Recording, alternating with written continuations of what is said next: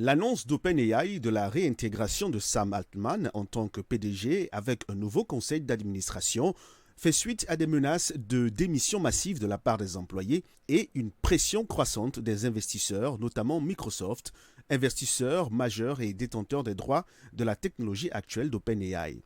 Le retour d'Altman et la réforme du conseil d'administration, incluant des figures telles que l'ancien secrétaire au Trésor américain Larry Summers, sont perçus comme des étapes vers une gouvernance plus stable et efficace. Depuis le lancement de ChatGPT en novembre 2022, l'outil a suscité des débats dans le monde de l'éducation. Sciences Po Paris a interdit l'utilisation de ChatGPT sans citation appropriée, tandis que l'Université de Middlesex à Londres voit en l'IA un allié potentiel dans l'éducation. S'ils utilisent cette intelligence artificielle, ils rompent le contrat de l'honnêteté intellectuelle. Parce que le travail n'est plus un travail personnel, ni un travail sourcé.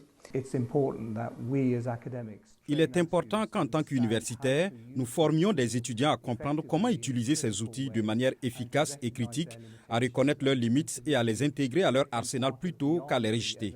Avec sa croissance rapide, ChatGPT a captivé le monde de la technologie, attirant un éventail d'utilisateurs comprenant plus de 2 millions de développeurs et plus de 92% des entreprises du Fortune 500, selon des chiffres donnés lors de la première conférence des développeurs d'OpenAI à San Francisco, début novembre. Sam Altman y avait annoncé un nombre impressionnant de 100 millions d'utilisateurs actifs hebdomadaires, un record atteint moins d'un an après son lancement.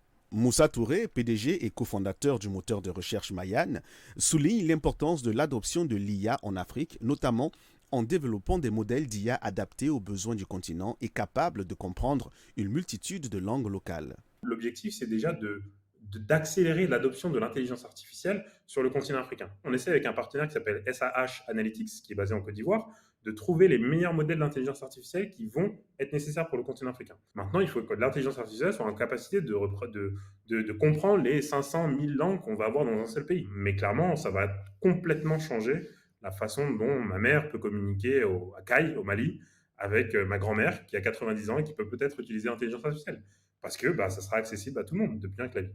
Alors qu'OpenAI continue de révolutionner le domaine avec sa suite étendue d'outils d'IA, le potentiel d'impact mondial et d'innovation s'accroît.